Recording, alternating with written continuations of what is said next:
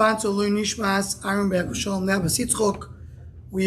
holding in Bava Daf Peches. We're starting in the fourth line from the top. Someone who damaged a v'knaini of somebody else is chayav. Says my time what is the reasoning of Rebuda that we had regarding the avodim? Because the Mishnah said there's no busha by avodim. So Rebuda said. So what is the reason of Rebuda? Says the Gemara, is when people fought together, someone and the brother. Eved is not a brother of a regular Jew. One say an Eved is considered to be a achiv. To what regard? The mitzvahs. What's the mitzvahs? There is chayav and mitzvahs like a yisha. So there is some relationship between the Eved and the Yisrael. Just interesting, just to point out, because this is a strong statement, that because you have a mitzvahs, so then you chayav there is mitzvahs over here. Kiveiger asks, Kiveiger brings the Rashi in Soita Navim Aleph, that says going in Agrippa Samelech, that they called him Achinu Oto, you're a brother. Why is it they said you're a brother? Rashi says because his mother was Jewish. So Kiveiger is bothered. Why have to come to the sit to say because the mother is Jewish? Say because he's Ochiv Mitzvahs, Chayav Mitzvahs. That's what Kiveiger is bothered. So the first you want to answer the difference between Malchus, to be a king, than just a regular slave. A regular slave is a brother, but to be a king, you need to have more than that. But just to point out that we see over here, the definition of a brother is not, it's something that needs more beer.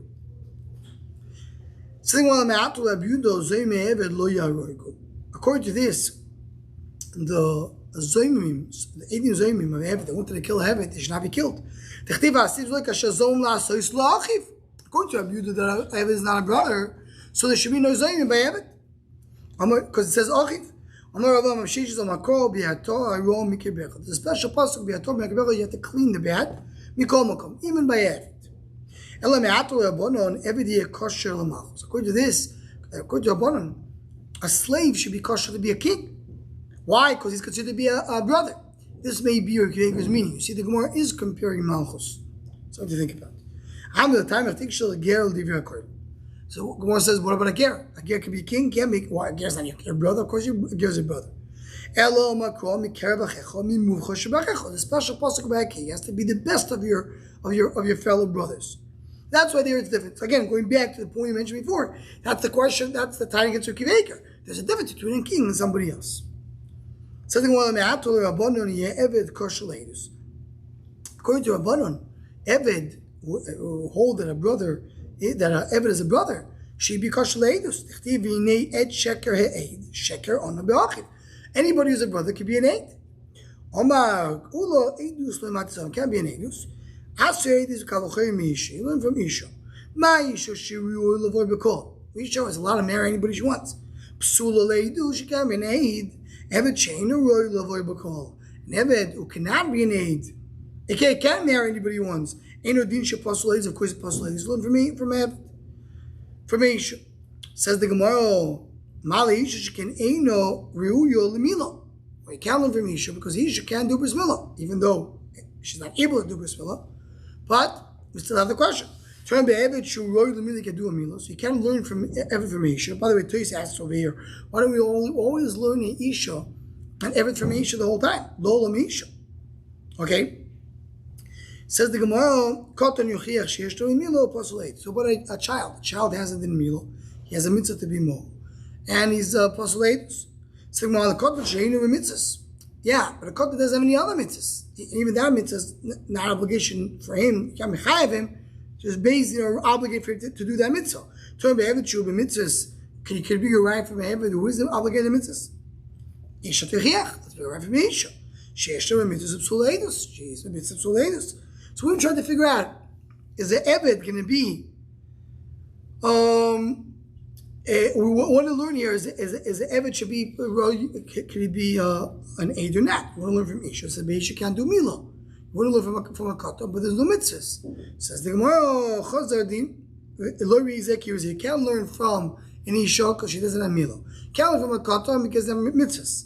You can't learn from there. So the Shoshim, what's the common denominator? They don't have all mitzvahs, they have only some of them. By a Katan you have only Milo, by Isha you have the rest. It's also by Evet, he doesn't have all, he's not have all mitzvahs in Pasulait. So I hope you get Tzal Hashem to teach me. So Tzal Hashem can ain't no ish. The Maya said it's not a man. The Kotar is not considered to be a ish. An ish is not a ish. Turn by Evid to ish. Evid has a shame ish. So maybe there you have the natus. Similar to Tesi Migazlon. We learn from Migazlon. Because a Gazlon is Pasulaitus. And he's a ish. But a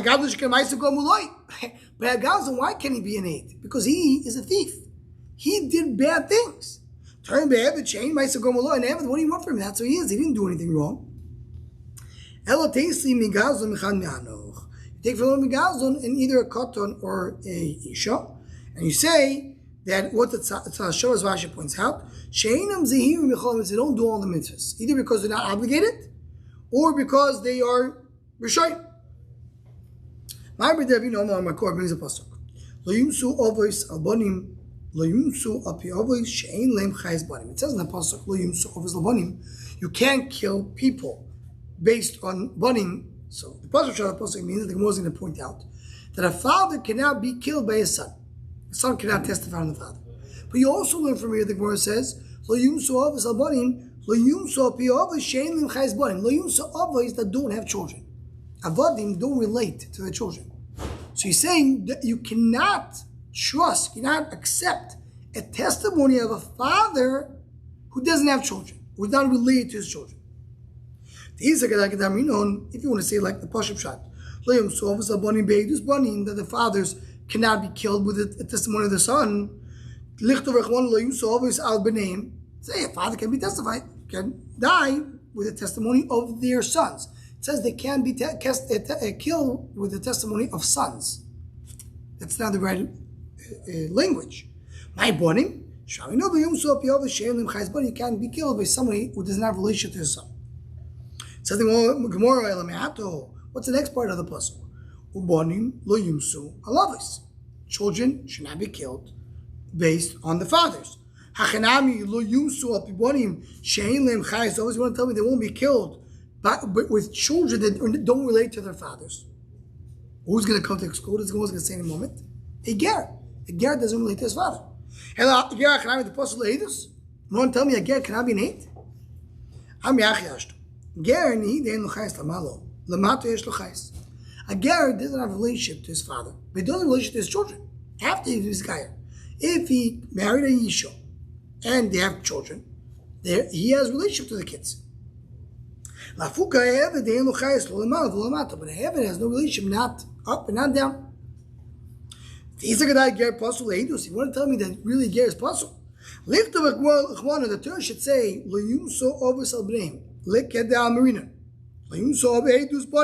the first part of the pasuk should be, as we said before, fathers should not be killed with the testimony of their sons. That's it. The next part of the pasuk should be, and the children should not die based on others, not others say him, not their fathers, but some others. You see two things from here.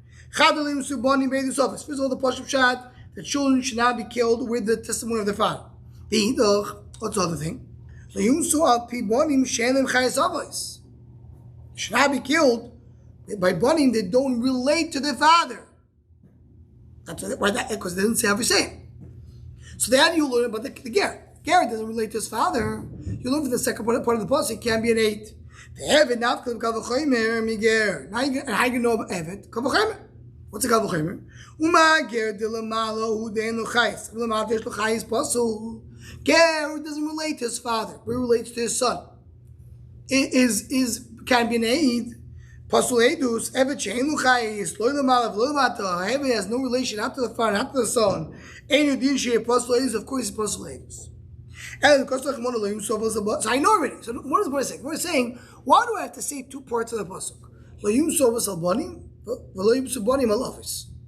do we both? Just say the second part. And the first part say the way we suggested originally. So Yumsu Bani of Ovis Al B'neim, which means they're now not killed by their children. Second part will be Yumsu Bani Al Ovis, which means both things. They won't be killed by the testimony of the father, plus that a ger cannot be a aid. And Kosh can know everything. So why does the Pasuk have to say the first thing? So that's when I asked, Elam, in fact, the Torah said the first part, that a father should not be killed by their son. It doesn't say by sons, it doesn't say by their sons, it doesn't say by Bneiim. The Mashal coming to exclude a father doesn't have relation to his son. Who is that? That's a Eved. The fact that Torah went out of his way to tell us that an Eved can be someone who doesn't have relation to his son, can be an aid, which means Eved, the Torah is going to tell you specifically an Eved, but not a ger. Right? Eved has no relation not to the father, not to the son. Who the apostle edus? Because he has a relationship to his children, kosher edus, and then it's kosher edus. So one says the fact that Torah came and says lo yumsu ovus albonim. Why you have to tell me that? If ger is possible, just say the second part of the pasuk, and I'll learn from there ger, and kosher can have it. The fact that the first part of the pasuk tell me only an Eved, not a ger. Says the Gemara. If so I need the second part of the pasuk. According to you, why do I need the second part? You say the first part for Evan and Ger is kosher. Why it says lo yum so love is not what saying. The second part, which sounds like sons within a relationship to the father, like a ger posulatus. So well, you're right. You could write that. Because it says the first part, the second part is written in the same way. Teach you about Eved. You say the same Loshan, Loshan. So the Gemara's conclusion is the fact that Torah told you, now it teaches you that an Eved can be an eight, and the fact that we're focusing on Eved teaches you that an Eved can be an eight, but a Ger could be an eight. Continues the Gemara and says the following thing: Imei der of Shmuel bar Abba me'agroino, the mother of Shmuel, the son of Abba, meaning Abba was her husband and the father of the son. Having a similar there of Abba, she was married to Abba. Kasvinu nenichse lev Shmuel bar Abba bro. She wrote her nechasim, she wrote her properties to her son, and not to her husband. Basa the Shrivo, when she died, so they wanted to know what to do. Also, Shmuel bar Abba committed the Avim bar Abba. So Shmuel bar Abba went in front of Avim bar Abba. Not clear if they're brothers or not. It says you own the nechasim because the mother gave you the nechasim. Also, Rav Abba so Rav Abba told Rav Abba the father wasn't so happy with this psak. He went to Avishai, told him what happened. Also, Avishai went to Avyudah. So Avishai went to Avyudah. Avyudah was the time that Shmuel said. You know what Shmuel said? My father, my Rebbe, sorry. If a woman sold the nichsim miluk, what's the nichsim miluk? The nechasim that Aisha brings from her father's home. It's not part of the nichse of the husband. It's not nechasa that she won when she got married. It's after they wrote the ksuva, she brought it in. And that's called nichse miluk. The din is it belongs to the Isha, but the husband can enjoy the payers, the fruits. But if Isha sold it, when the husband is alive,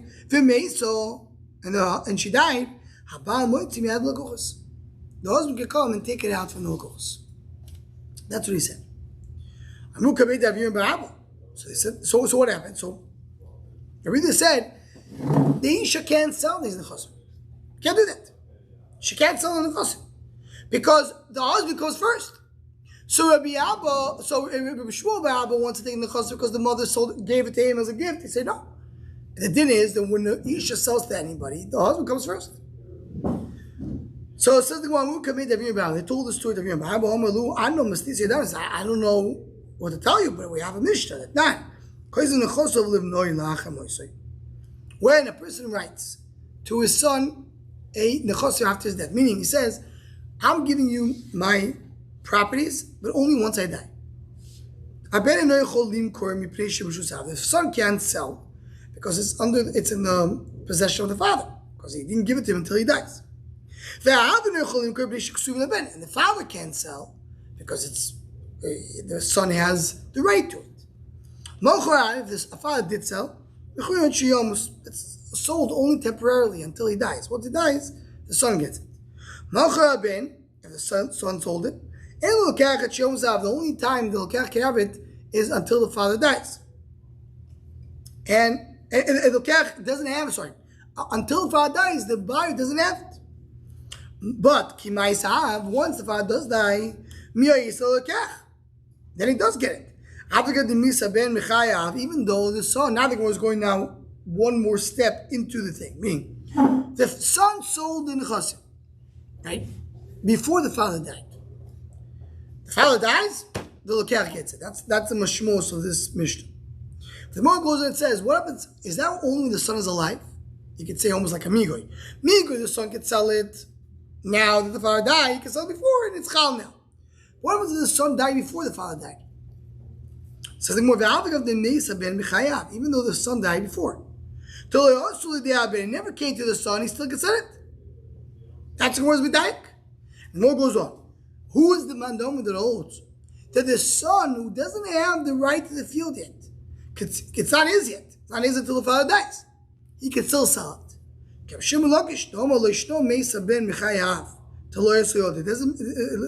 doesn't matter if the son died before the father. He never got it after the father died. Or if the father died first, it came to the hands of the son. The lokach is buying it because the son does have the right to sell it when he's during the father's lifetime, even though he's not going to get it until the father died. Okay, so he says, and I was going to explain in a moment. The son sold while the father died, while the father is alive. The son died first. Says, you can't sell it. It's not yours. Shlokish holds, this works. Why? When it says in the Mishnah that the son, when he sells, does not happen until the father dies. And when he does die, he goes to the son, to the lokach. The son did not die in the lifetime of his father. So it came to the hands of the son, as Rashi says. The son gave him every right that he has. But if the son died first, when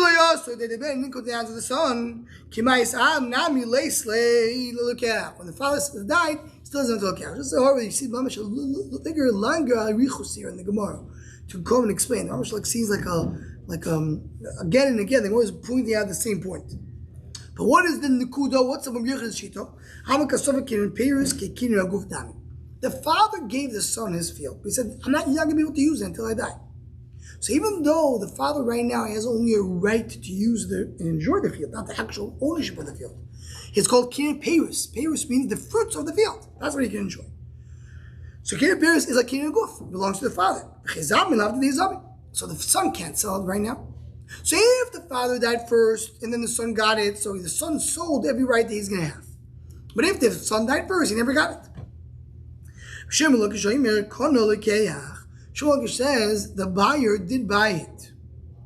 It says in the Mishnah that the son sells it, doesn't belong to the buyer until the father dies. Once the father dies, it's his. Belongs to doesn't matter if the son did not die when the father was alive. When his son wasn't alive when the father died, that he actually inherited his father. Or if the son died in the lifetime of his father, then he never came to the hands of the son. He's still kohen. Why? So here's the machlekes Shlokish Rabbi Yochanan. Machlekes we found in other places in Shas. Is kinyan peirus kinyan guvdami or not?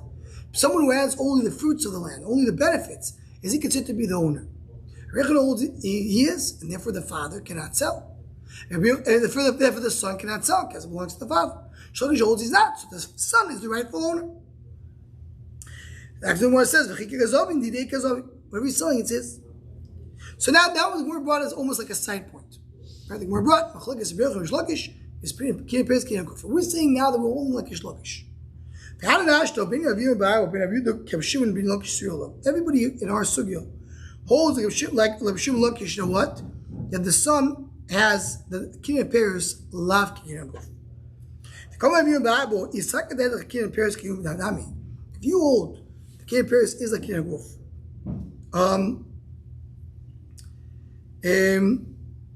yeah. If you hold the Kinyan Paris Kinyan Guf, so you can't say Shlokish. Then why, if the father died and the son already died before, why does the Lokal have it? Kikazovin allowed to take Kazovin, what the word said before. You can't sell it because it belongs to the father. You see a Kinyan Paris, then Kinyan Guf. Now we're going back to our case. Right? What's our case? Our case is when you have the wife who's selling it, the husband has the right for the fruits. So the husband is a Kinyan Paris. So we're saying it said we read the name of Shmuel that when the Isha sells the karka while the husband is still alive, and then the Isha died, the husband takes it first. Why? Because he has ownership. This is why the only thing the husband has is a Kinyan Paris. Kinyan Paris is not Kinyan Guftam. He doesn't own it. So why can the Isha sell it? Why can the mother sell it? In the case in our case, why can the mother sell it to the son? So he brought back to Avihu to ask him, what do you mean? This is not the same thing. Why not? My time. Well, you'd say the opposite. Someone who sold to his father. And you said over there that if he sold to his father, so then if the father inherited the son, even though the father died first, he can be the Kinyan Paris lav Gufdami. So then we can bring a rayo, the Kinyan Paris not Kinyan Guf, because the fact that the son can sell to his father. And how should that? Because now he's saying that someone wrote a nichosim. Meaning that the case that just to explain it better, someone who told his father, whatever I own is yours, and then the father sold it to somebody else, and then you want to tell me that sale works even if the father died first. You see, Kinyan Paris like Guf, because all that the son has is the fruits. Same as before. He gave the land to his father. He said, "This is going to be yours, but you can't use it until I die." So in the meantime, the father has the guf and doesn't have the payers. Where's the payers? The son.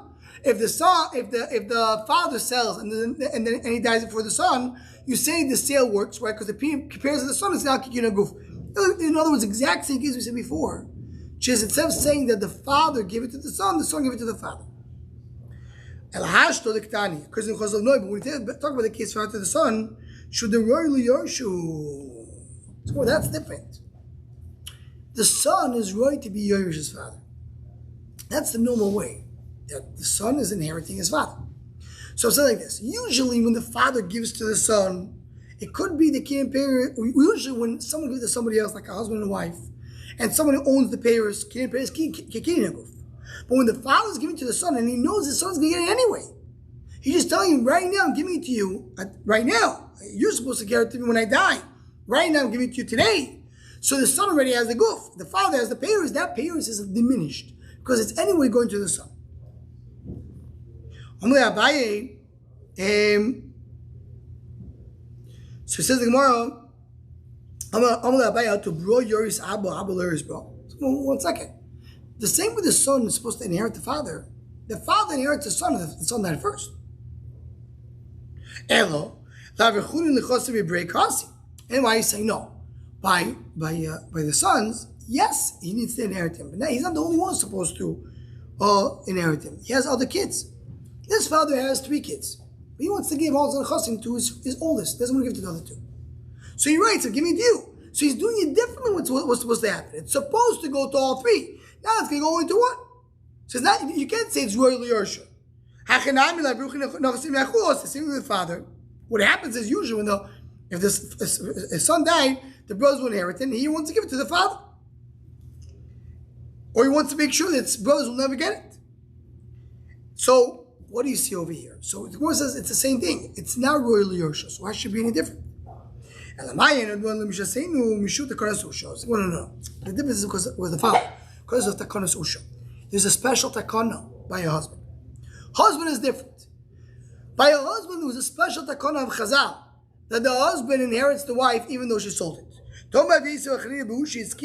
established Hayisha Shemochra Nichse Melug Bechaya Bailo, a woman who sold Nichse Melug when the husband was alive, V'meisa, and she died.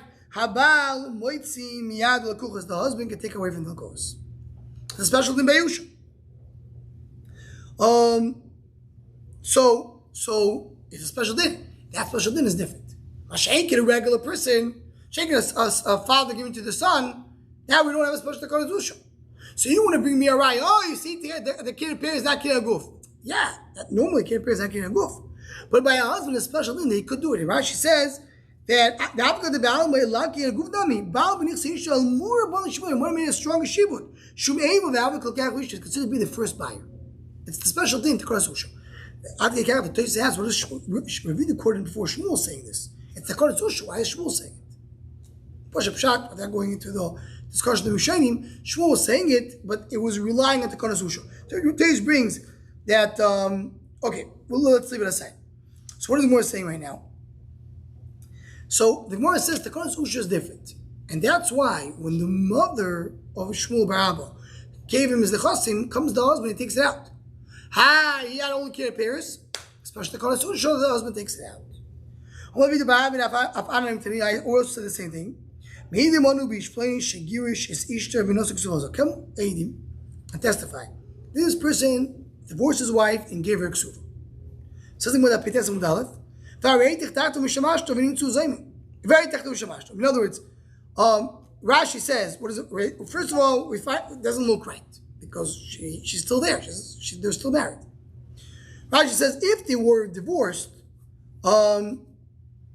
so then we have no case over here. We're talking about that right now. They look like husband and wife, but these Eidim say they're not husband and wife. He divorced her.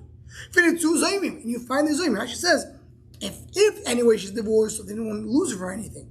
But right now you find the Zayim. All this thing was a lie. He was not supposed to give her ksuva. You don't say that they will pay all the ksuva. Only somewhat of the value of the ksuva. What's called tevasa no. Says the Gemara. What does that mean? How much a person is willing to pay for this ksuva? If she becomes an almana, she becomes a widow, or she's divorced, then they'll get it. But if she dies first, the husband gets it. So how much? You want to know what's the value of the ksuva, right? So saying you should know. In this case, the Eidim came and wanted to make this husband pay the woman the ksuva. So why wanted to pay that? He would lose it. So it's like the Gemara, let's value what exactly he wanted to lose. We'll see. If the husband dies first or divorces her, he would have to pay the ksuva. But if not, he won't pay the ksuva. So we find out, let's go figure out what's the valuation of the ksuva they wanted to lose. He's like that. Why are you saying that the valuation that we have is whatever she could sell it for? Right? They wanted to say that. One thing I just want to clarify: they testified that he already gave the ksuva, so they wanted to go and to lose her ksuva. Because what would happen? Let's say the husband dies the next day. They didn't say she already got the ksuva. So she lost the ksuva that she had. If these Eidim would work, she would lose the ksuva. So that's like Gemara says, they have to pay her the ksuva, they want to lose her. So don't pay the full value of the ksuva. Only the value that it's worth for the option that she gets divorced or she goes a widow. But if the husband dies, if she dies before the husband, she won't get the ksuva. So why she won't get the ksuva? She has the ability to sell it. If right now they're both alive. And she has the ability to sell it. They took away their right for her to sell it. If she would sell it, the husband will never take it out. Because once she sells it, the buyer gets it. So you see from here, the what? That there's the Susha, the husband can take it out. If she sells it, the sale is void. Don't bring a raya from there. So he says, yeah, it's true that the Susha is that she could sell it and the husband cannot take it out.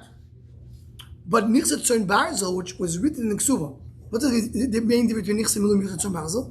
Nichse Milug is the Nechosim that the Isha belongs to the Isha. The husband can take the fruits and enjoy it. What happens if it loses value or increases value? Nothing to do with the husband. It goes to the Isha. But Nichse Tzon Barzel, it goes to the husband. It belongs to the husband. He has to give it back to her afterwards in the same value that he got it. Right? So it's like it's called Nichse Tzon Barzel. Rashi says kosher that she can't sell. So it could be what is the Bava saying? It could be Nichse Milug Isha could sell. You wouldn't bring me a riot that we hold the Kodesusha? No, not necessarily we hold the Kodesusha. Hi, why the ksuva you're saying is worth only if the husband dies or divorces her, or not if she dies first? Because even if you could sell Nichse Milug, you for sure can't sell Nichse Tzon Barzel. Nichse Tzon Barzel, if she dies first, stays by the husband. So the Nichse Milug could be that she could sell. Nichse Tzon Barzel she can't. So that's why the ksuva is only worth fully only if she gets divorced or becomes a widow that she gets the ksuva. If not, she at least loses the Nichse Tzon Barzel. There's no right from here, the Nichse Milug, we have to Kodesusha. So when we want to bring a right to Kodesusha, what it says is not a good raya. Well, this will end this daf.